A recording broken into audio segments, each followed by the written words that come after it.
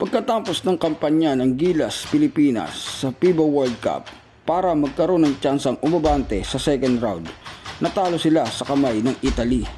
Classification scenario para makakuha ng slot sa 2024 Olympics. Ito ang team na posibleng makakalaban ng Gilas. Ang China na may FIBA rank na number 27 at ang Puerto Rico na FIBA rank number 20 at ang South Sudan na FIBA rank number 62 sa ranking. Kung pagbabasihan natin ang FIBA ranking, mas gugustuhin natin na makalaban ang South Sudan over Puerto Rico. Pero para sa akin, mas gusto kong Puerto Rico ang makalaban. I think mas kaya nating i-over ang number 20 sa FIBA rank na Puerto Rico kaysa number 62 sa FIBA rank na South Sudan.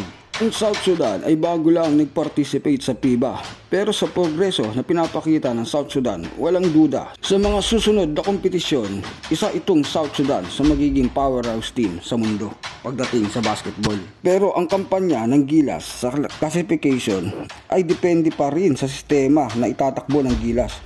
Kung same isolation pa rin ang gagamitin ng Gilas kagaya sa FIBA, masakit bang sabihin, pero it's over na talaga para sa Gilas sa 2024 Olympics. Samantalang, pagkatapos ng laro ng Gilas versus Italy, nagbigay ng pahayag sila Renz Abando at Jordan Clarkson.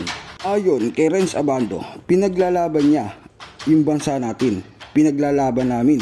So dapat sinuportahan niyo pa rin siya. Samantalang si JC naman ay naguguluhan kung bakit ganun ang reaksyon ng Filipino fans sa ating head coach ng Gilas.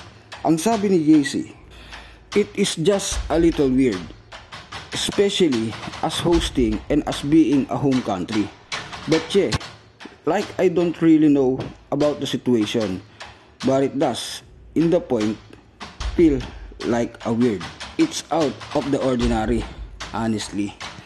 Para sa inyo, sino ang gusto nyong makalaban ng Gilas sa qualification?